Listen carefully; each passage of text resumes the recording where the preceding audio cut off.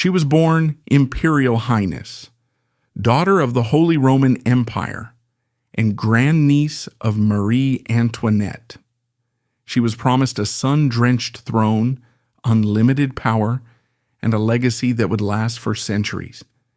Yet she ended her life as a stateless refugee, a living ghost wandering the cold halls of a borrowed castle, forced to watch her entire bloodline turn to dust before her very eyes. Her name, Archduchess Maria Clementina. How did a woman born to rule the world end up ruling nothing but a kingdom of shadows? And how did the most powerful dynasty in history manage to destroy itself from the inside out? That shattering was inevitable. Clementina was crushed between two worlds that could never be reconciled. The sacred, eternal order of the Holy Roman Empire she was born into, and the violent, chaotic storm of the revolution she was forced to survive. The year is 1798. The place is Vienna, the beating heart of the Holy Roman Empire. To be born a Habsburg in 1798 was to be born into a magnificent, terrifying cage. This was the oldest, most prestigious family in Europe. For centuries, they had convinced the world and themselves that they were chosen by God to rule. They did not just govern lands, they owned the concept of monarchy itself. But in 1798, the air in the Hofburg Palace was thick with fear. The candles flickered in the drafty corridors, casting long, dancing shadows that looked like guillotines. Just 5 years before Maria Clementina was born, her great-aunt, the Queen of France, Marie Antoinette, had been dragged onto a scaffold in Paris and beheaded by a cheering mob.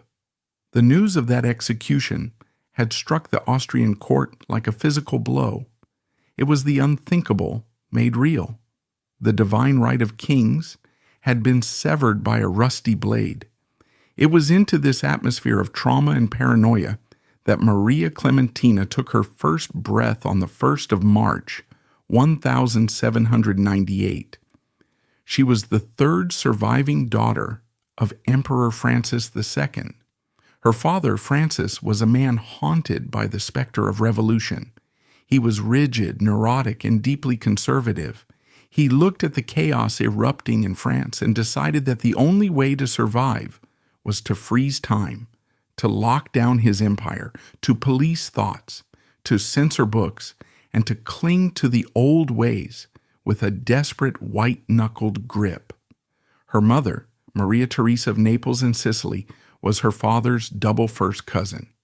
This is a detail we cannot gloss over. In the world of the Habsburgs, power was preserved by keeping the bloodline closed. They married their own to ensure that no outsider could claim their lands. Francis and Maria Theresa shared all 4 grandparents. When we look at the portraits of the young archduchesses, we see the result of this strategy. They were the flowers of the Hofburg, but they were fragile flowers. The genetic cost of this power hoarding was high. The family was plagued by epilepsy, by melancholy, by the infamous Habsburg jaw, and by a terrifyingly high rate of infant mortality. Clementina was one of 12 children. 12. Her mother was essentially in a perpetual state of pregnancy, a royal machine tasked with producing heirs to secure the dynasty against the rising tide of democracy. Imagine Clementina's childhood. It was not a childhood of play and freedom, it was a childhood of protocol. From the moment she could walk, she was trained to be a symbol. She learned to curtsy before she could run. She learned that her name, Archduchess, was more important than her personality. The imperial nursery was a world unto itself, governed by a strict hierarchy of governesses and tutors. The windows were high, often barring a view of the street below, because the street was where the mob lived. The street was where the revolution happened. Clementina was not the beauty of the family. That title belonged to her older sister, Marie Louise. Clementina was described as quieter, perhaps a bit more plain, but possessed of a striking, solemn dignity. She had the pale blue eyes of her ancestors, eyes that seemed to look right through you. She was the observer. In a family of loud, chaotic personalities, she was the one who watched, and what she watched was her father's empire crumbling. While Clementina was learning her catechism and her French verbs, a monster was approaching the gates of Vienna. His name was Napoleon Bonaparte. To the rest of history, Napoleon is a military genius, a reformer, a titan. But to the young Maria Clementina, listening to the whispered terrors of her governess, he was the Antichrist. He was the ogre. He was the man who had risen from nothing to humiliate her father, the emperor chosen by God. Throughout her early childhood, the rhythm of life in the palace was dictated by Napoleon's armies. The family lived out of trunks, always ready to flee. In 1805, when Clementina was just 7 years old, the nightmare became reality. The French army smashed the Austrians at the Battle of Austerlitz. The ogre was coming for Vienna. Can you imagine the confusion of a 7-year-old girl? The frantic packing of jewels into velvet bags, the sobbing of the servants, the cold night air as the imperial carriages rattled out of the city, fleeing into the Hungarian countryside to escape the invader. This was the defining trauma of her life. She learned at a visceral level that safety was an illusion. Palaces could be taken. Emperors could be forced to run. In 1806, the unthinkable happened. Under the pressure of Napoleon's conquests, her father was forced to dissolve the Holy Roman Empire, an institution that had stood for 1,000 years, that traced its lineage back to Charlemagne, was wiped away with the stroke of a pen. Clementina watched her father diminish. He was no longer the Holy Roman Emperor. He was now merely the Emperor of Austria. The world was shrinking. The divine protection that was supposed to shield them had failed. But amidst this geopolitical earthquake, there was the personal life of a young girl. And in the Habsburg court, the personal was always political. Clementina was raised with a specific destiny in mind. She was a daughter, and in the House of Habsburg, a daughter was a weapon of diplomacy. She knew, from the time she could understand language, that she would leave. She would not grow old in Vienna. She would be sent away to marry a stranger, to secure a treaty, to buy peace with her womb. Her mother, the Empress Maria Theresa, was a woman of the South, a Bourbon of Naples. She filled Clementina's head with stories of Italy. She spoke of a land where the sun always shone, where the sea was the color of turquoise, where the music was passionate, and the people were loud and full of life. Naples, the kingdom of the two Sicilies. It sounded like paradise compared to the gray, rain-soaked streets of Vienna and the rigid, funereal atmosphere of her father's court. But there was a shadow over Naples, too. Her mother's stories often left out the darker details. Naples was a kingdom of extremes, extreme wealth and extreme poverty. It was a place of violent feudalism, where the Lazzaroni, the street poor, were fiercely loyal to the king, but capable of horrific violence. And the king of Naples? He was family. As Clementina entered her teenage years, the whispers about her future began to solidify. The old system, the alliance of kings against revolution, needed to be repaired. The best way to repair it was to bind the Austrian Habsburgs and the Italian Bourbons together so tightly that nothing could pull them apart. There was talk of a marriage, not just any marriage, a marriage that would bring Clementina back to her mother's homeland. But before she could even dream of her own wedding, she had to witness a sacrifice that would shatter her faith in the protective power of her family. The year was 1810. Clementina was 12. The family had returned to Vienna, but they were a defeated people. Napoleon was the master of Europe, and he wanted a wife. He wanted royal blood to legitimize his new empire. He demanded an Austrian Archduchess. The lot fell to Clementina's older sister, Marie Louise. Clementina watched as her sister was dressed like a sacrificial lamb. She watched her father, the emperor, agree to give his daughter to the ogre, the very man who had terrorized their childhood, the man who represented the destruction of their world. It was a lesson in brutal pragmatism. Survival matters more than happiness. Survival matters more than dignity.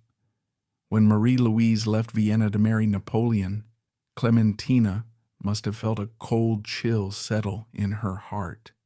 If the emperor could sell his favorite daughter to the enemy to save his throne, what would he do with Clementina? She retreated further into herself. She became deeply religious.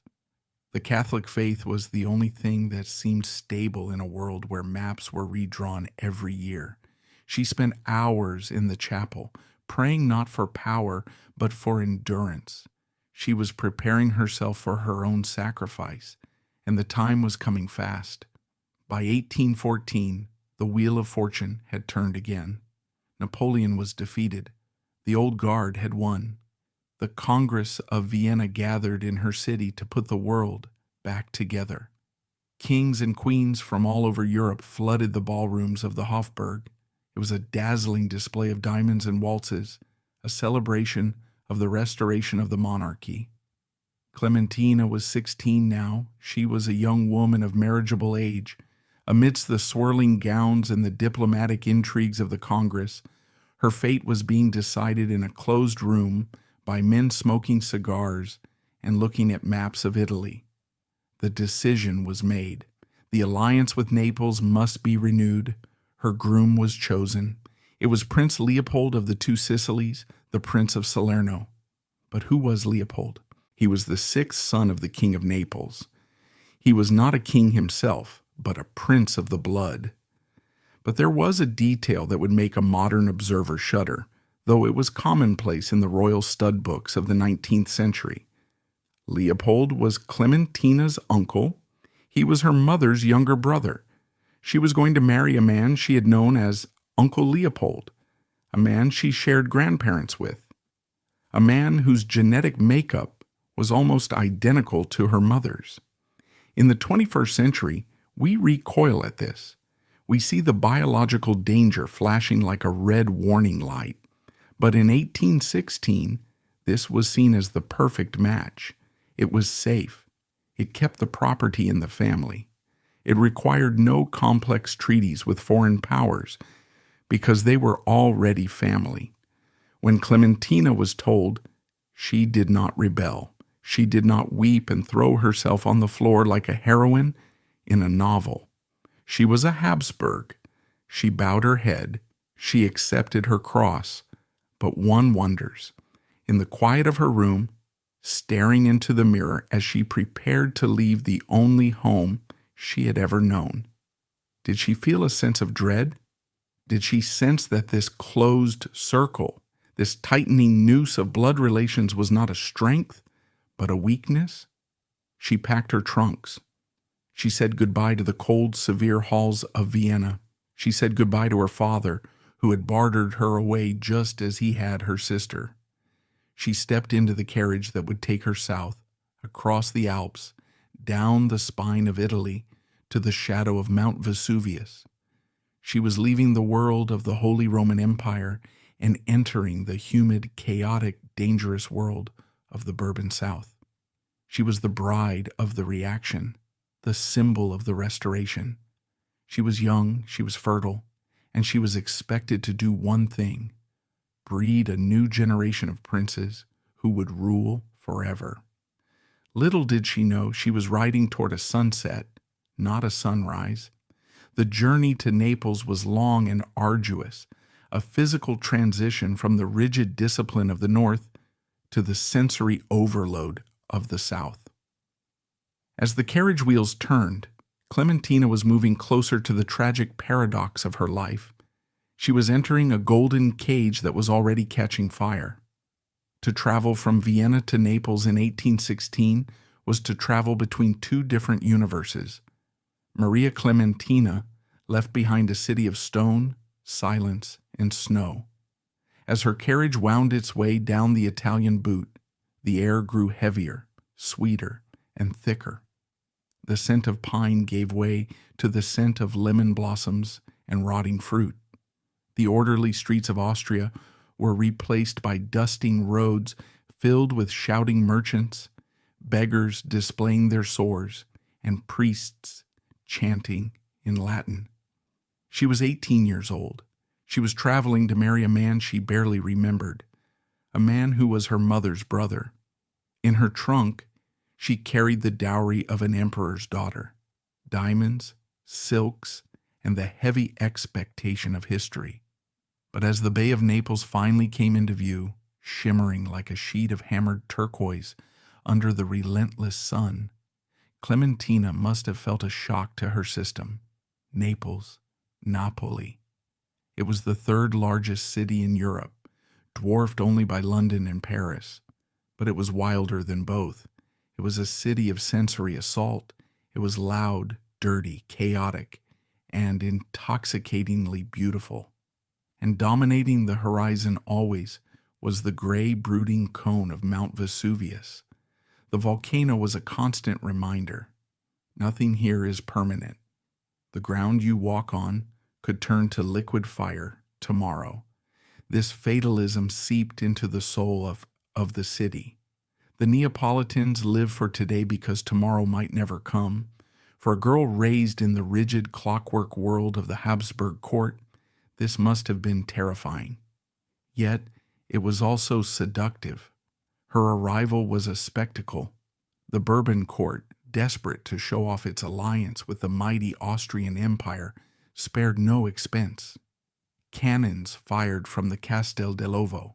Crowds pressed against the carriage windows, cheering, "Viva la Principessa! Viva l'Austria!" But amidst the flowers and the flags, Clementina had to face the reality of her groom. Prince Leopold of the Two Sicilies, the Prince of Salerno. He was 26 years old, 8 years her senior. By the standards of the time, he was a catch. He was the favorite son of the King of Naples. He was wealthy, he held a high rank in the army, and he was known for being far more easygoing than his cruel and paranoid father, King Ferdinand. But he was also familiar, too familiar. When Clementina looked at him, she saw her mother's eyes. She saw the same heavy jawline she saw in the mirror. This was the grand experiment of royalty, the belief that their blood was so golden, so divine, that it could only be mixed with itself. They married on July 28, 1816, at the Schönbrunn Palace in Vienna by proxy, meaning her brother stood in for the groom. But the real union, the consummation, happened here in the heat of the Neapolitan summer. The wedding festivities in Naples were a blur of balls, operas, and banquets that lasted for days. Clementina was paraded like a doll. She wore gowns so heavy with gold thread she could barely stand. She smiled until her face ached. She was the visible proof that the old order was back. Napoleon was gone. The chaos was over. The Habsburgs and Bourbons were united again. But when the music stopped and the guests went home, the bedroom door closed. The Palazzo Salerno. This would be her home for the rest of her life. It sat right on the Piazza del Plebiscito, the heart of royal power in Naples. From her windows she could see the royal palace on one side and the great church of San Francesco di Paola on the other. She was physically situated between the king and God. The early years of her marriage were a time of adjustment. Clementina had to learn to be Neapolitan. She had to learn the dialect, the rhythms of the siesta, the complex web of gossip and intrigue that ruled the court. And she had to learn to love her uncle. Surprisingly, she did. History often paints arranged marriages as prisons, and many of them were. But Clementina and Leopold were different. Perhaps because they were family, there was a baseline of trust. Leopold was not a tyrant. He was a man of simple pleasures. He loved hunting. He loved food. Oh, how the Bourbons loved to eat, and he loved the arts. He was not ambitious. While his brothers plotted for the throne and his father signed death warrants for revolutionaries, Leopold was content to be the Prince of Salerno. He didn't want to rule the world. He just wanted to enjoy it. Clementina became his anchor. She brought a touch of Austrian discipline to his chaotic life. She managed his household with the efficiency she had learned in Vienna. She created a sanctuary in the Palazzo Salerno, a place of peace away from the screaming mobs and the paranoid king.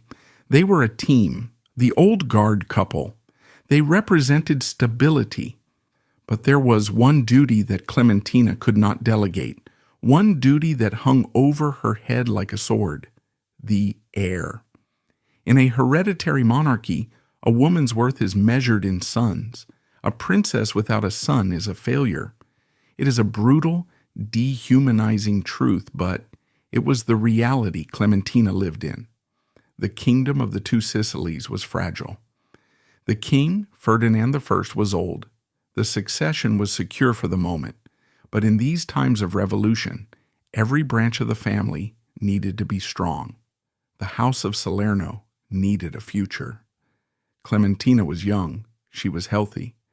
Everyone expected the nursery to fill up quickly, and it did. But it also filled up with ghosts. The tragedy of the Habsburg-Bourbon intermarriage began to reveal itself not in the treaties they signed, but in the children they buried.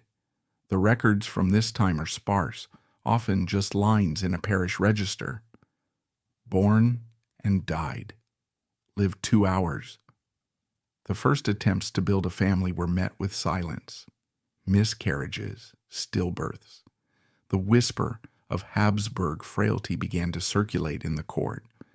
The courtiers looked at Clementina's pale skin and slender frame and wondered if she was too weak for the robust Bourbon blood. But they were wrong. It wasn't that she was weak. It was that the blood was too similar. The genetic deck was stacked against them. Finally, in 1822, hope arrived. A daughter was born, Maria Carolina.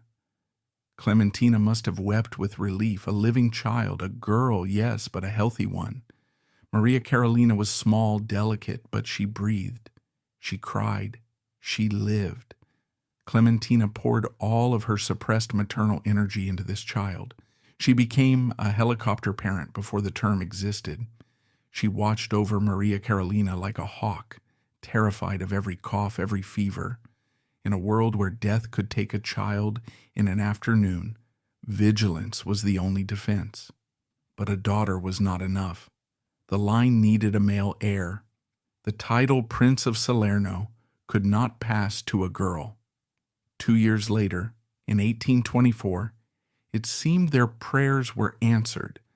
Clementina gave birth to a son, Lodovico Carlo, a son, a prince. The cannon fire returned. The bells of Naples rang out. The dynasty was secure. Leopold was ecstatic. Clementina had fulfilled her ultimate duty. She had given the Bourbons a new branch. Imagine the pride she felt. After the losses, after the whispers, she had done it. She held the future of the House of Salerno in her arms. But the joy was agonizingly brief. The baby was sickly from the start. The doctors, men with leeches and potions, helpless against the genetic realities of the family, hovered over the cradle. They bled the infant. They prayed.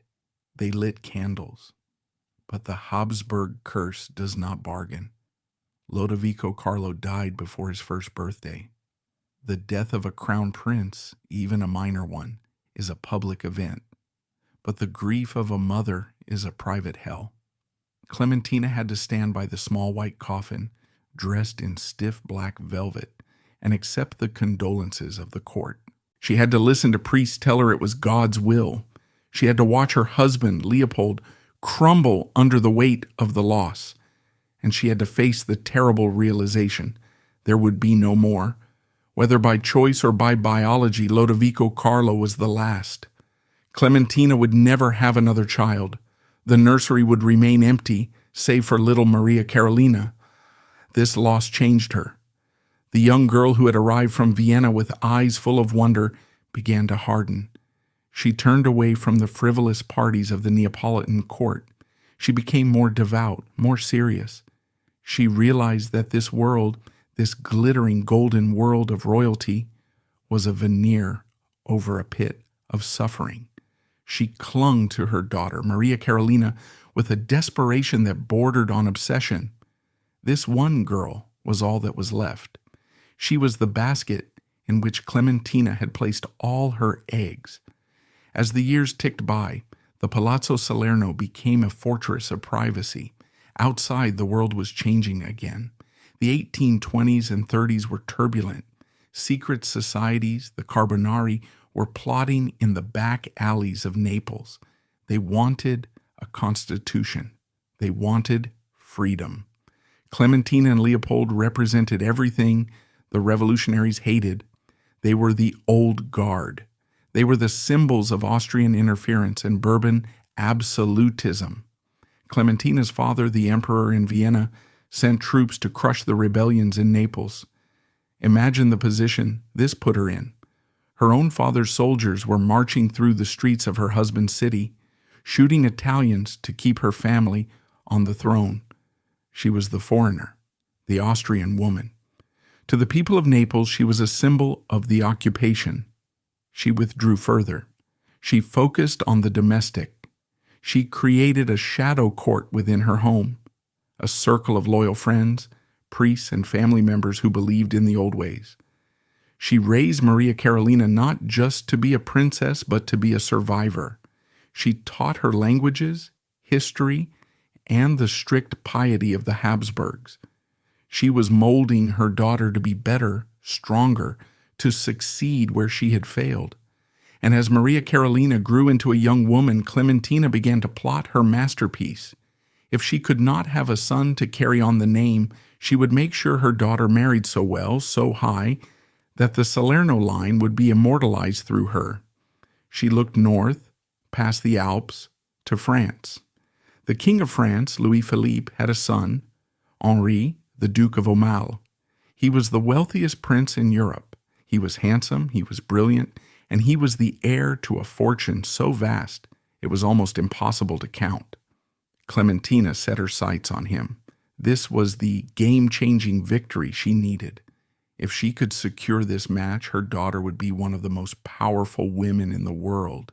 It would be a vindication. It would prove that despite the death of her son, despite the hatred of the revolutionaries, Maria Clementina was still a master player in the Game of Thrones. But the year was 1844. The world was on the brink of the abyss, and Clementina was about to make a bet that would cost her everything. In the high-stakes poker game of 19th century royalty, Maria Clementina was holding one final precious card, her daughter, Maria Carolina. By 1844, the Archduchess was 46 years old. Her face, once soft and round, had sharpened with age and the quiet grief of losing 3 children. She had seen the map of Europe redrawn by war. She had seen her sister Marie-Louise fall from Empress of the French to a forgotten duchess in Parma. She knew, with a terrifying clarity, that power was not permanent. It had to be anchored, and the anchor she chose was Henri d'Orléans. This wasn't just a marriage. It was a master stroke of dynastic insurance. Henri was the 5th son of King Louis Philippe of France. But he wasn't just a prince, he was a hero. He had fought in Algeria, leading French troops to victory. He was brave, he was cultured, and most importantly, he was filthy rich. He had inherited the vast fortune of the Condé family, making him the wealthiest man in France, perhaps in all of Europe. For Clementina, a woman who lived in the shadow of the Neapolitan volcano, Henri represented stability. He was the rock upon which she would build her legacy. If her own son could not live to rule, her daughter would reign as the queen of high society, protected by a mountain of gold. The negotiations were intense. The Bourbon of Naples and the Orléans of France were not natural allies. The Bourbon were old-school absolutists, believing in the divine right of kings. The Orléans were the usurpers, the liberal monarchy that had come to power after the 1830 revolution. It was a clash of ideologies, but Clementina pushed.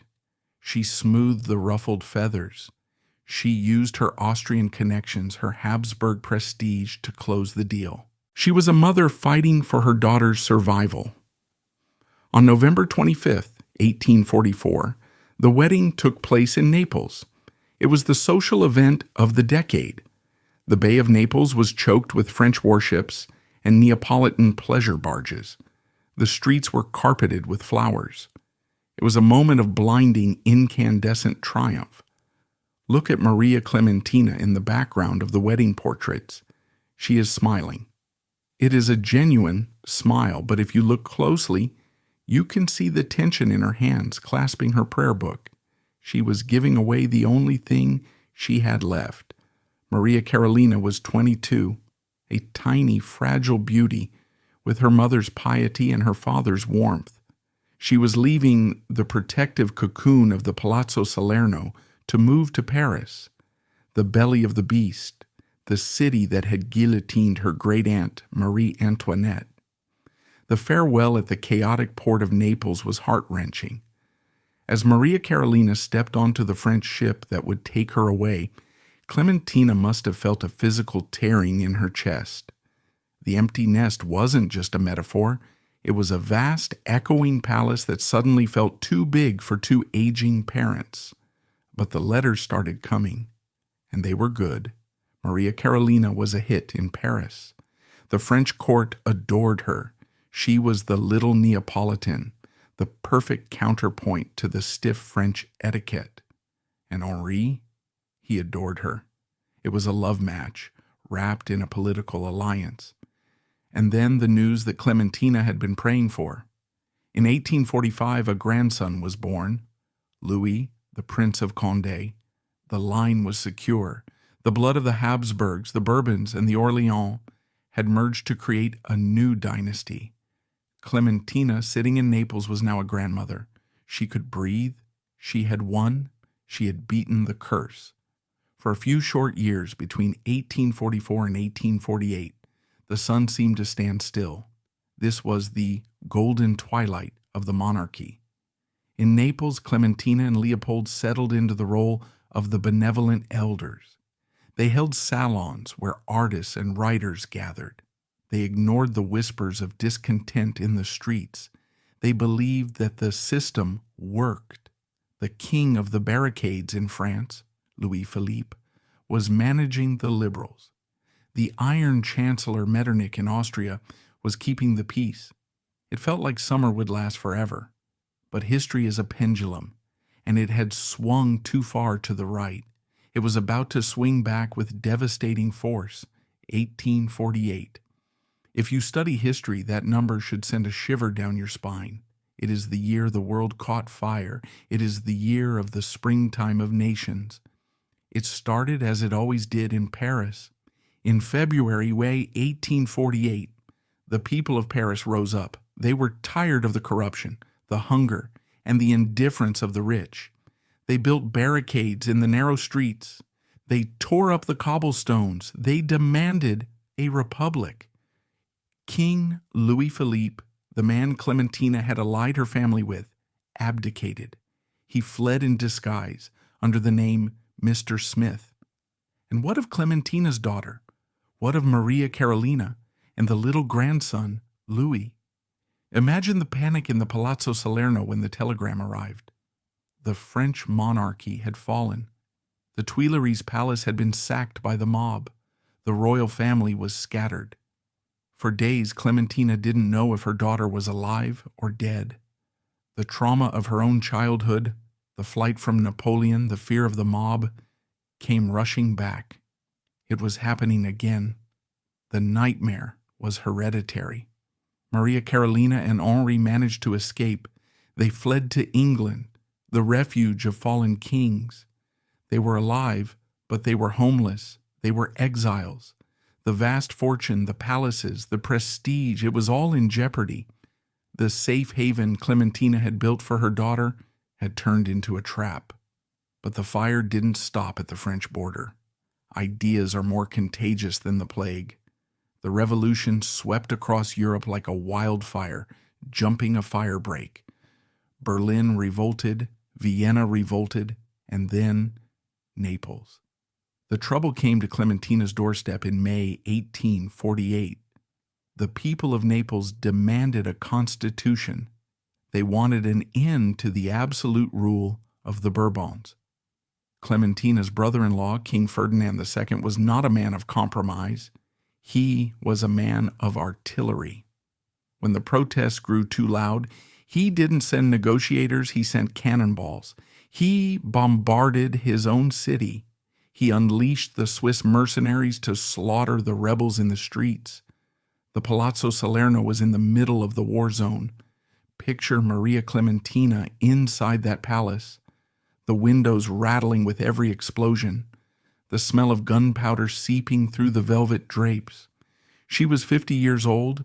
She was the sister of the Emperor of Austria, the wife of the king's brother. She was the ultimate target. Did she hide in the cellar? Did she pray in the chapel while men died outside her gates? We know that she stayed. She did not flee Naples this time. She stood by her husband, Prince Leopold, who remained loyal to his brother, the king. It was a bloodbath. King Ferdinand crushed the revolution with a brutality that shocked Europe. He earned the nickname King Bomba. He suspended the constitution he had just granted. He filled the prisons with poets, lawyers, and dreamers. Order was restored. But it was the silence of the graveyard. The victory of 1848 was a Pyrrhic one. The Bourbons had won the battle, but they had lost the soul of the kingdom. They were now ruling by fear alone. For Clementina, the world had darkened. Her Austrian homeland was also in chaos. Her brother, Emperor Ferdinand, had been forced to abdicate in favor of her young nephew, Franz Joseph. The old men she had known were gone. Metternich was in exile, and her daughter was in England, living a life of genteel poverty compared to the splendor of Paris. The distance between Naples and England felt infinite. Clementina was cut off from the one person she loved most. The letters became their lifeline. They wrote about the weather, about the children, about health. They avoided politics because the censors were reading everything. But in the quiet of the Palazzo Salerno, a new enemy was approaching, one that cannons couldn't stop: time. Prince Leopold was dying. The jovial, easy-going man she had married had grown obese and infirm. The stress of the revolution had broken his health.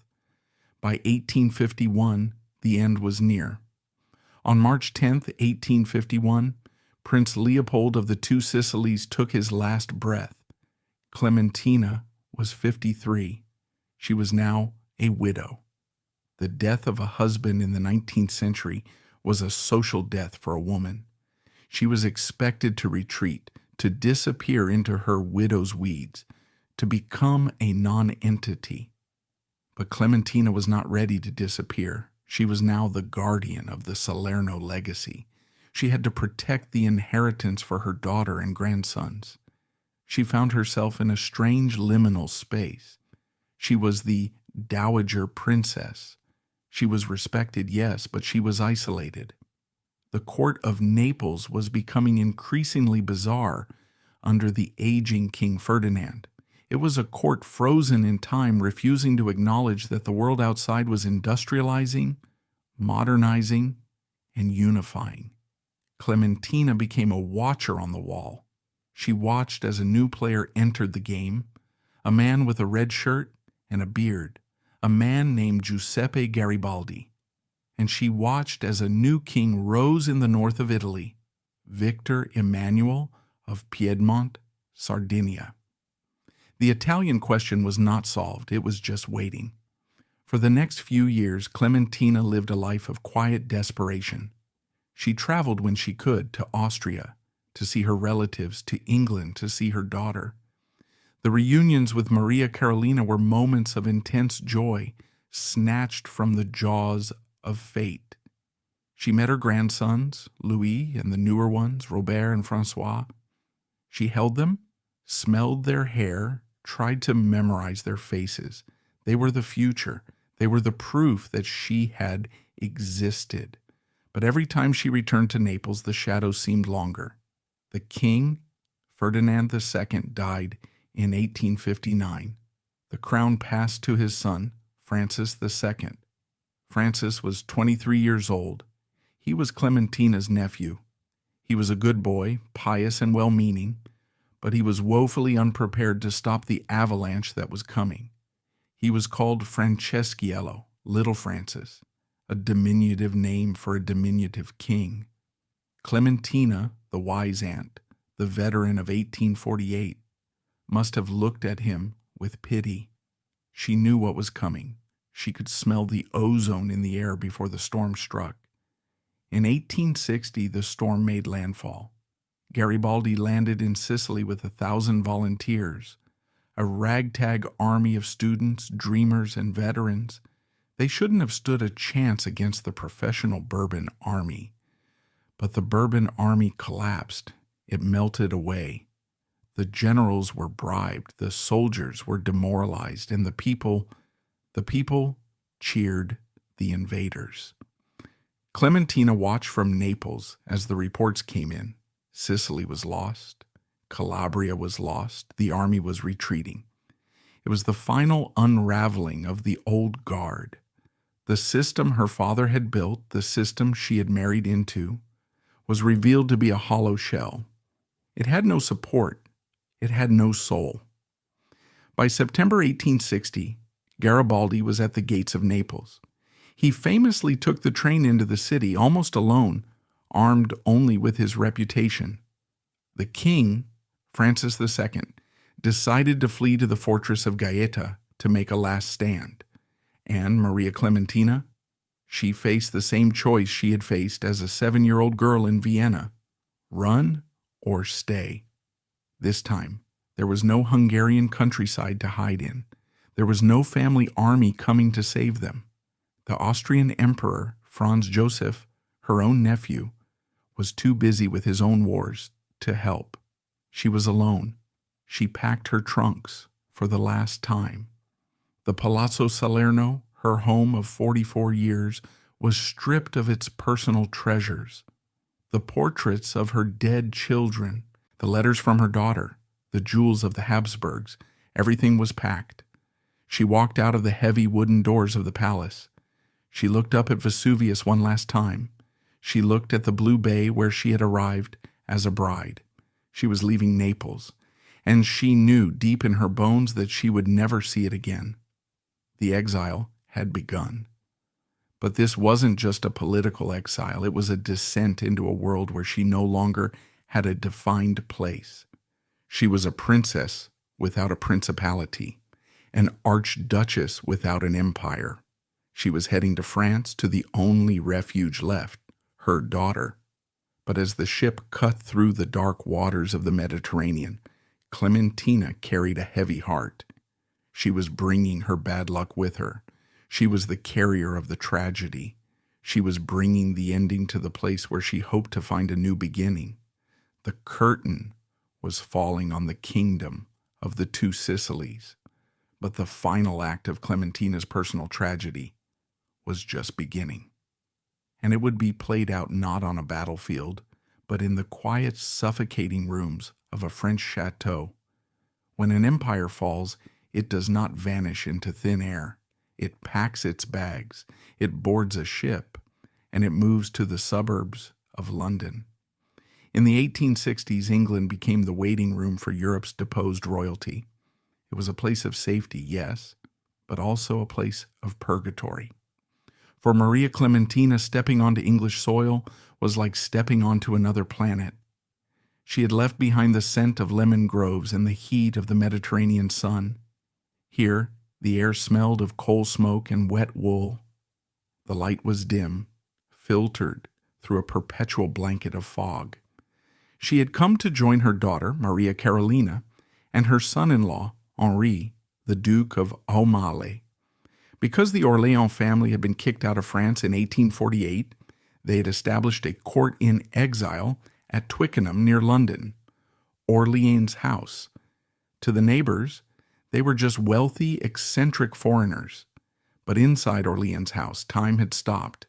This was the fatal paradox of Clementina's life. She was surrounded by the trappings of power, the liveried servants, the silver plate stamped with royal crests, the portraits of ancestors. But she had no power. She was a queen without a country, a mother without a home. But she had one thing that kept her heart beating: the grandchildren. This is the chapter of the story where hope flickers back to life, only to be extinguished with a cruelty that feels almost personal. Maria Clementina found herself in a bustling household. Her daughter, Maria Carolina, had given birth to glorious sons. The eldest was Louis, the Prince of Condé. Louis was the golden boy. He was the firstborn. He bore the legendary title of Prince of Condé, a title that evoked centuries of French military glory. For Clementina, this boy was the redemption. She looked at him and saw the justification for all her suffering. Her own son, Lodovico, had died in infancy. Her other children had died. But here was a strong, healthy young man who would carry the bloodline forward. He was brilliant. He was kind. He was being educated to be a leader, even if he had no land to lead. Clementina settled into the role of the doting grandmother. We can imagine her in the drawing rooms of Twickenham, speaking in a mix of French, German, and Neapolitan dialect, telling the boys stories about the great palaces of Vienna and the smoking volcano of Naples. She was the living link to the old world. But while the domestic life was warm, the political news arriving by telegraph was devastating. On March 17, 1861, the Kingdom of Italy was officially born. It was the final nail in the coffin of the Kingdom of the Two Sicilies. The country Clementina had ruled as a princess for 44 years no longer existed legally. It was just a province of the new Italy. Her palaces were being turned into museums or government offices. The Bourbon army was disbanded. She was now officially stateless. This reality forced the family to turn inward. If they could not rule nations, they would rule their own dynasty. They focused intensely on the health and education of the children. But the Habsburg curse, that invisible genetic predator, had followed them across the channel. It started with a cough, a fever, a weakness in the limbs. The fragility that had plagued Clementina's own children began to show in her grandchildren. One by one, the younger grandchildren began to fade. It is a tragedy so repetitive it defies belief. It feels like a grim fairy tale where the witch demands a price for the crown. Between 1861 and 1864, Clementina watched 3 of her grandchildren die young: François, Henri, another François. The nursery in Twickenham, once full of noise, began to quiet down. Clementina, now in her 60s, was reliving the nightmare of her 20s. She was back in the black dress. She was back at the graveside. She was holding her daughter Maria Carolina, who was now shattered by the same grief that had hardened Clementina decades before. They clung to the survivors, especially Louis, the Prince of Condé. Louis was 21 years old in 1866. He was the rock. As long as Louis was alive, the future existed. But Louis, too, was fragile. He had a weak chest. The damp English fog was killing him. The doctors, in their infinite wisdom, suggested a change of air. They suggested a long voyage, a trip to the other side of the world, where the air was dry and pure. They suggested Australia. It was supposed to be a healing journey, a grand tour for the young prince. Imagine the farewell. Clementina, old and frail, kissing her beloved grandson goodbye. Did she feel a premonition? Did she know as she watched his carriage pull away in the mist that he was sailing off the edge of her world? Louis arrived in Sydney in 1866. At first, the reports were good. The warm Australian sun seemed to help. But then the telegram came, May 24th, 1866. The Prince of Condé died in a hotel room in Sydney. He was 21. He didn't die in battle. He didn't die in a palace. He died of a cold, thousands of miles away from everyone who loved him. When the news reached Twickenham, it surely destroyed the last vestiges of hope in Orleans House. For Maria Clementina, this was the fatal blow. Louis was not just a grandson, he was the heir. He was the one who was supposed to redeem the family history. With his death, the direct line of the Condé fortune, the great Orleans hope, was severed. The silence in the house became deafening. There was only one grandson left now, Francois, the Duke of Guise, a quiet, sickly boy born in 1854. He was the last leaf on the tree. The years between 1866 and 1869 were a slow march toward the grave. Clementina's daughter, Maria Carolina, never recovered from the death of her son Louis. How could she? She had lost almost all her children. The grief ate away at her. The fatal flaw of their biology was now undeniable. The inbreeding, the blue blood. It had produced a generation of angels, too perfect and too fragile for this earth. In 1869, the inevitable happened. Maria Carolina, the Duchess of Aumale, the little Neapolitan, the light of Clementina's life, died. She was 47 years old. She died of tuberculosis, the white plague, exacerbated by a broken heart. Now pause. Really look at this woman. Maria Clementina is 71 years old. She has buried her husband. She has buried 3 of her own children. She has buried almost all of her grandchildren. And now she has buried her only surviving daughter. She is the last survivor. Why did she keep living? What kept her tethered to the earth when everyone she loved was under it? Perhaps it was duty. There was still one boy left, little Francois, the Duke of Guise. He was 15 years old. He was the absolute last of the line. Clementina took on the mantle of protector one last time.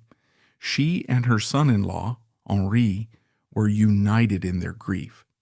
They were 2 shipwrecks clinging to the same piece of driftwood. Henri, the Duke of Aumale, was a broken man, but he was also a soldier. And in 1870, the world exploded again. The Franco-Prussian War brought the collapse of the Second French Empire. Napoleon III, the man who had kept the Orleans family in exile, was gone. Suddenly, the door to France was open. The exile was over.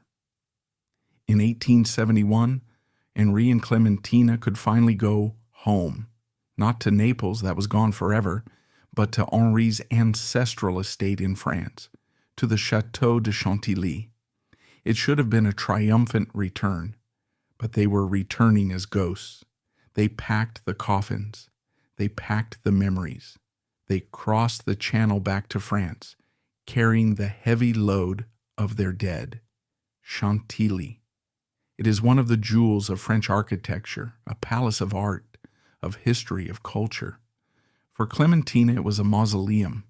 She moved into a suite of rooms in the chateau. She was 73. She spent her days in prayer. She was waiting for the other shoe to drop. She looked at her last grandson, Francois, now 18. He was the Duke of Guise. If he lived, if he married, maybe, just maybe, the line could be saved. But the script of her life was written in tragedy, and it demanded a complete ending. In July 1872, Francois died. He was the last one. With the death of Francois, the circle was closed. Maria Clementina had outlived them all. She had 4 children. They were all dead. She had 7 grandchildren. They were all dead. She was the mother of extinction. She sat in the splendor of Chantilly, surrounded by masterpieces of art, Raphael's, Poussin, Ingres, collected by her son-in-law. But there was no life in the house. There were no toys on the floor, no laughter in the garden, no future to plan for. The story of the House of Salerno, which had begun with such fanfare in the palaces of Vienna and Naples, had ended in a quiet room in France. So, what does a woman do when her legacy is erased before she even dies? She prepares for the end. But the end, cruelly, would not come for another 9 years. What is the sound of a dynasty ending? It is not the crash of a cannon or the shout of a revolutionary. Those are the sounds of the fall, the violent rupture, but the end, the true end, sounds like this. It is the sound of a clock ticking in a hallway where no children run. It is the sound of a page turning in a library that no heir will ever inherit. It is the sound of 2 elderly people eating dinner in a room designed for 100 guests with nothing to say to each other because everything that matters is buried in the ground. By the autumn of 1872, the Château de Chantilly had become the most beautiful tomb in Europe. Inside, Maria Clementina of Austria, now 74 years old, was living a life that defied biological explanation. She had outlived the Holy Roman Empire. She had outlived the kingdom of the 2 Sicilies. She had outlived her husband, her 4 children, and her 7 grandchildren. She was a biological anomaly, a woman who by all rights should have been crushed by the weight of her grief, yet she continued to breathe, to wake up, to dress, and to pray. This chapter of her life is the long silence. It is a period often skipped by historians because nothing happened. No wars were declared, no treaties signed. But for Clementina, this was the hardest battle of all, the battle against the crushing emptiness of survival. Chantilly was the estate of her son-in-law, Henri d'Orléans, the Duke of Aumale. Henri was a man possessed. After the death of his wife, Clementina's daughter, and his last son, Francois, in 1872, he channeled his grief into a manic obsession, collecting. If he could not fill his home with his descendants, he would fill it with the past. He bought paintings by Raphael, Poussin, and Ingres. He bought ancient manuscripts, jewels, and tapestries. He spent millions reconstructing the chateau, turning it into a monument to the glory of France. But for Clementina, watching this reconstruction must have been a surreal torture. She watched as workmen installed stained glass windows depicting the heroes of the Condé line, the ancestors of the grandson who had just died. She walked through galleries filled with portraits of smiling children, none of whom were hers. She was living inside a museum dedicated to a family tree that had been chopped down. Her relationship with Henri during these years is one of the most poignant, unspoken love stories of history. Not romantic love, but a shared survivor's bond. They were the leftovers. They were the only 2 people on earth who understood the specific geometry of their loss. They breakfasted together. They walked in the gardens together. They attended Mass in the private chapel together. Imagine the conversations they didn't have. They couldn't talk about the future because there wasn't one. The line ended with them.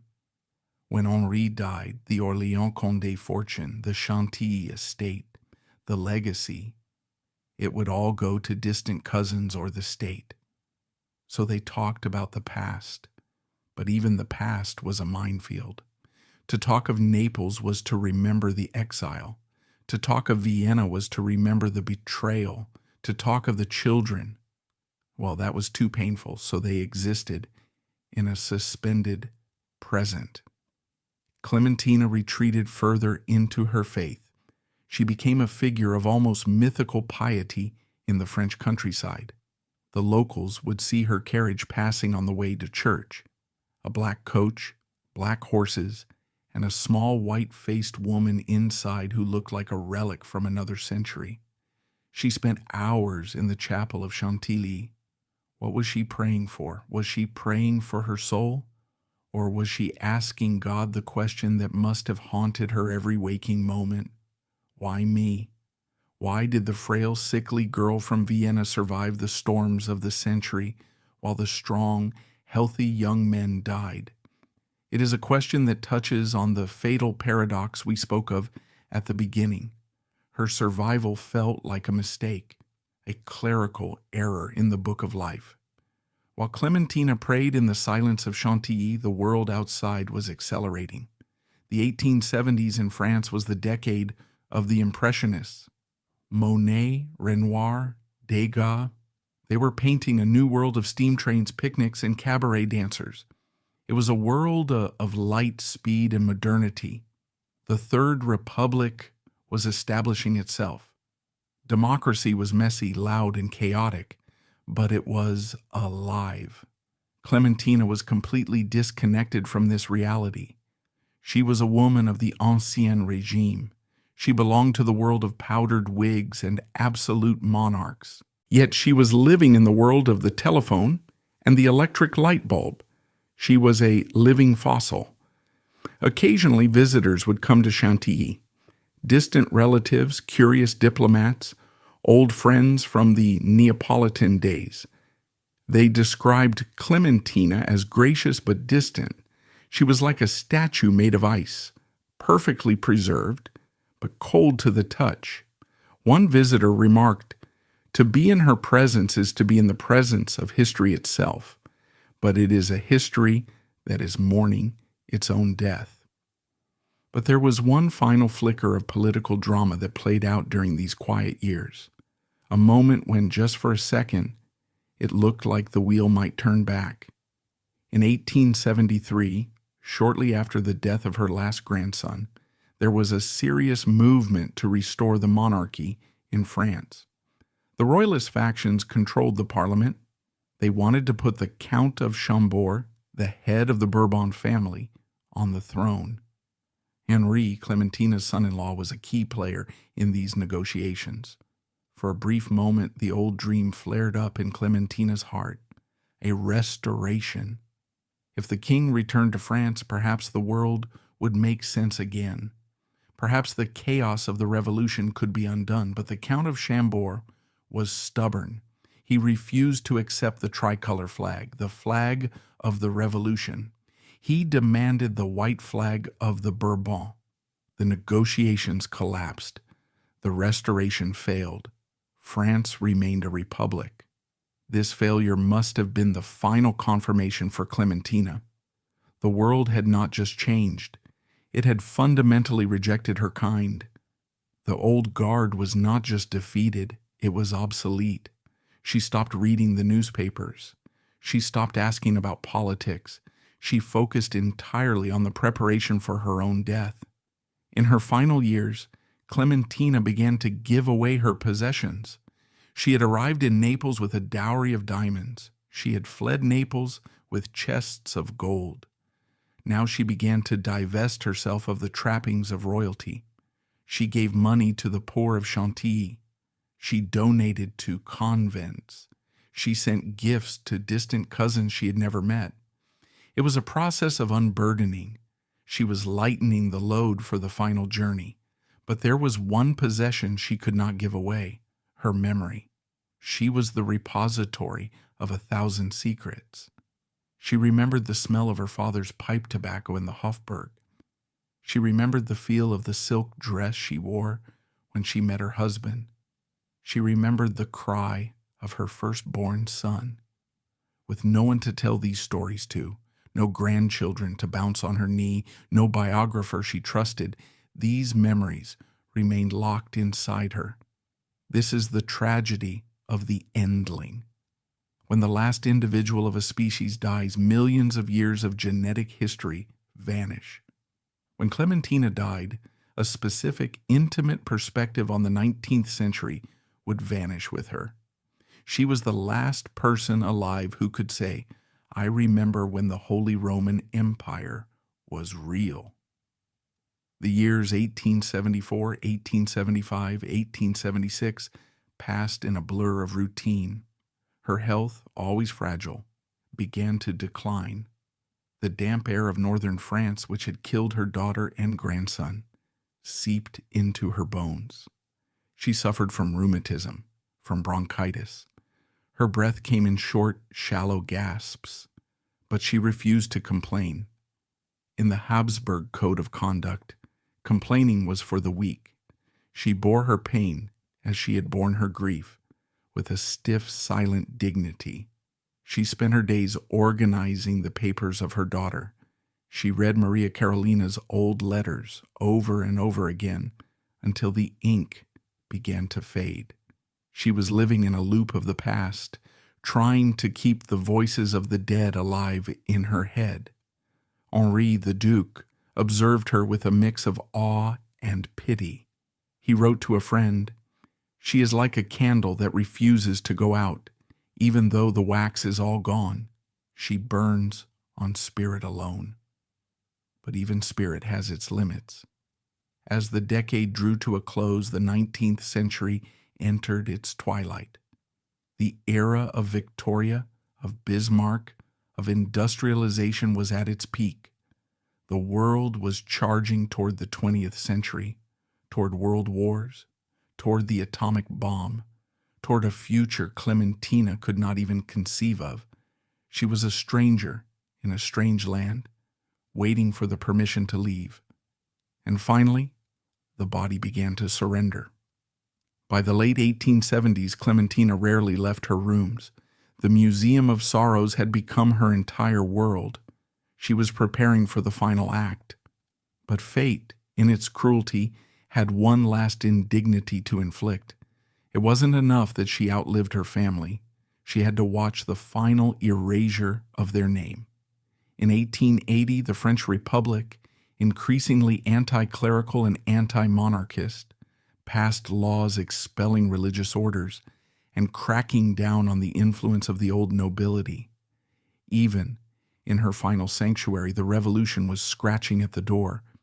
But Clementina was too far gone to care about laws or republics. She was listening to a different call. The stage was set for the final curtain. The audience was gone. The theater was empty. But the actress was still on stage, waiting for the prompt. The year 1881 arrived not with a bang, but with a whisper. For Archduchess Maria Clementina, the world had shrunk to the size of her bedroom window.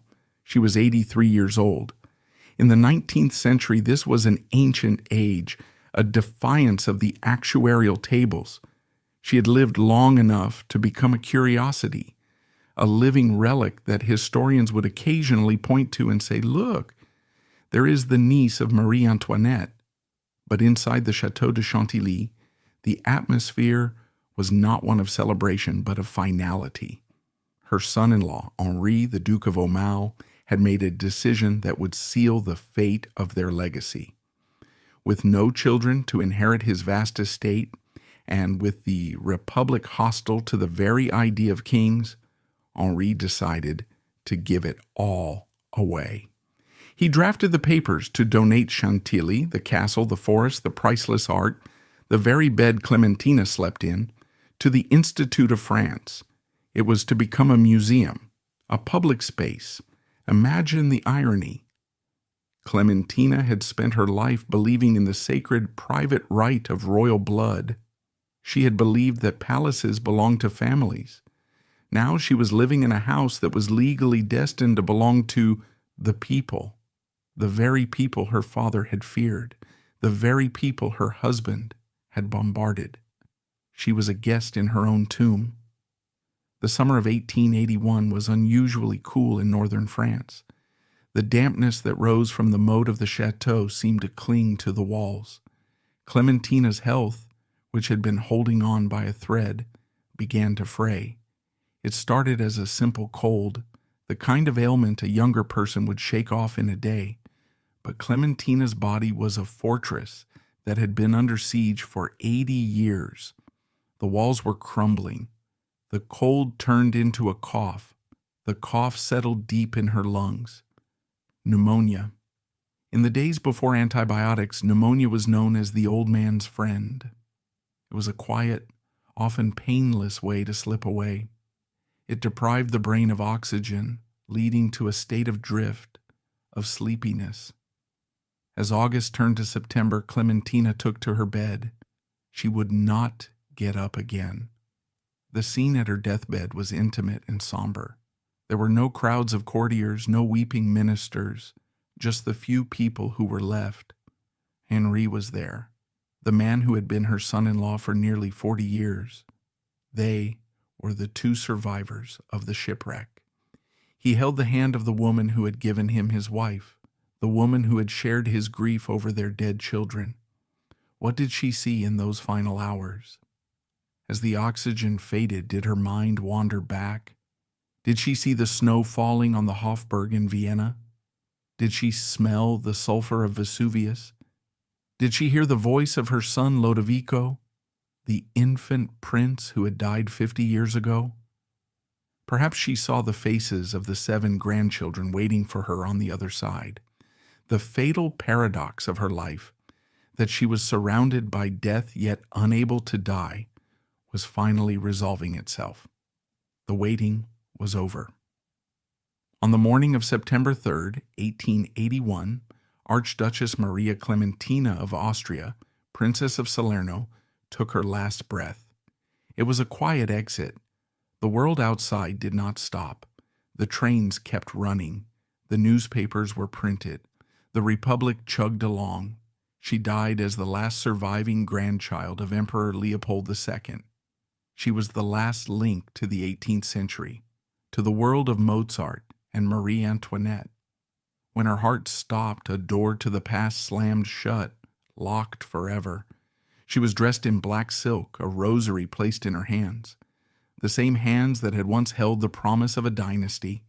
Her death created a ripple, but not a wave. The European courts sent their condolences. Queen Victoria sent a telegram. The Emperor of Austria sent a wreath. But these were formalities. The political significance of her death was zero. She had no lands to leave, no throne to vacate. But the personal significance was devastating. For Henri, the Duke of Aumale, her death was the final severance. He was now truly alone in that giant castle. The last person who remembered his wife and children as living, breathing people was gone. He buried her in the Orléans family mausoleum at Dreux. The chapel of Dreux is a strange and beautiful place. It is crowded with the statues of the dead. Clementina was laid to rest next to her husband, Prince Leopold, whose body had been moved there from Naples. She was reunited with him and with her daughter and with the grandchildren. Finally, the family was together again, not in a palace in Naples, not in a villa in Vienna, but in a cold stone crypt in northern France. The inscription on her tomb was simple. It listed her titles: Archduchess, Princess, titles that belonged to countries that no longer existed in the form she knew them. But the story doesn't quite end with the closing of the tomb, because when a person like Maria Clementina dies, a person who carried the weight of so much history, there is an aftershock, a chaotic legacy that ripples out into the world she left behind.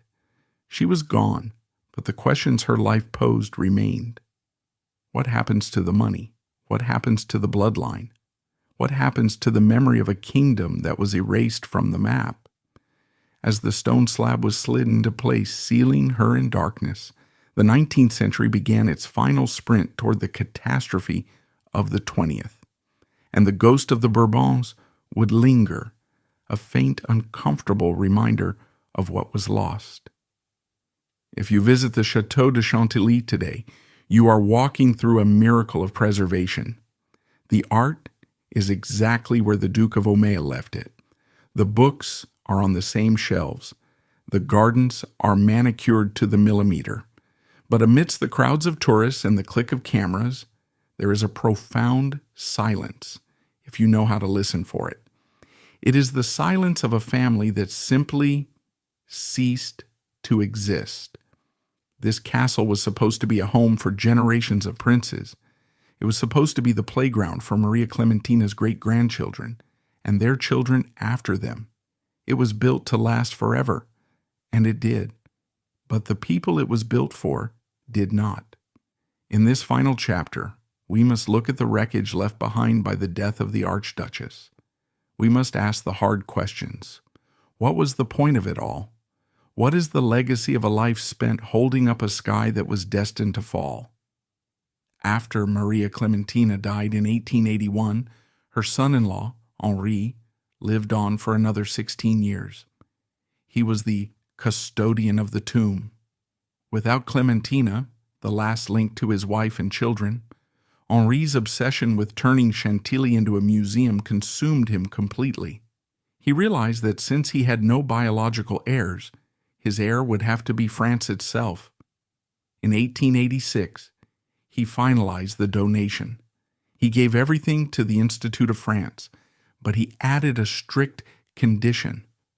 Nothing could be changed. The paintings could not be loaned. The furniture could not be moved. The layout had to remain exactly as it was on the day he died. Why? Because he was freezing time. He was creating a permanent shrine to the family that had died around him.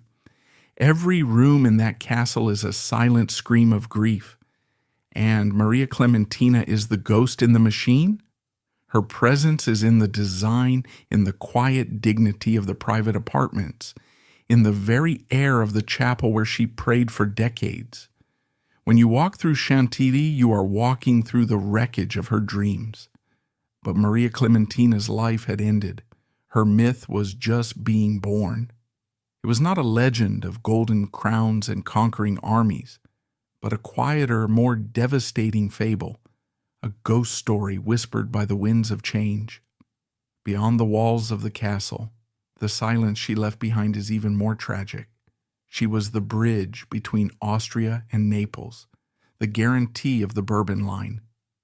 But with the death of her grandson, the Prince of Condé, and subsequently all her other heirs, the Salerno branch of the family simply ceased to be. Think about the butterfly effect of this extinction. If her son, Lodovico, had lived, if her grandsons had survived, there would have been a powerful, wealthy claimant to the throne of Naples living in the heart of Europe. They would have had the Orléans fortune and the Habsburg prestige. They could have been a rallying point, a force that might have altered the politics of the 20th century. But because they died, the Bourbon cause withered on the vine. The unification of Italy became irreversible. There was no one left to challenge it. Clementina's personal tragedy became Italy's political reality. The South was absorbed, the old kingdoms were erased, and the Southern question was buried under the tricolor flag. She didn't just lose her family, she lost her footprint in history. So, how should we remember her? History books are cruel to women like Maria Clementina. They dismiss them as footnotes. They say she was just a wife, just a mother, just a victim of circumstances. They focus on the men, Napoleon, Garibaldi, Metternich, the men who moved armies and drew maps. But that is a mistake. Maria Clementina is not a footnote. She is the human cost of the past. She represents the millions of people who were caught in the gears of the 19th century's great machine. She did everything she was told to do. She followed the rules of the old regime perfectly. She was pious, she was loyal, she was fertile, she was dutiful, and yet the modern world crushed her. She is a reminder that you can play the game of life perfectly and still lose. You can have the best bloodline in Europe, the blessing of the Pope, and the wealth of an emperor, and it will not save you from a microbe in a glass of water or the changing tide of public opinion. She surrendered her childhood to fear. She surrendered her home to duty. She surrendered her children to death. She surrendered her crown to revolution. But in that surrender, there is a strange, haunting beauty. It is the beauty of endurance. She was the last of the Habsburgs of Naples. She was the woman who turned the lights out on the Ancien Regime. When she died in that quiet room in 1881, she took with her the memories of a world that was already a fantasy, a world of divine right, of absolute certainty, of eternal dynasties. She left us with nothing but a museum and a tomb. In the end, Archduchess Maria Clementina teaches us the hardest lesson of all. We do not own the future. We build our castles. We name our children. We plan our eternities. We try to fortify ourselves against the chaos of time, but time always wins. The stone crumbles, the names fade, the bloodlines run dry. All that remains is the story. And now, finally, her story has been told.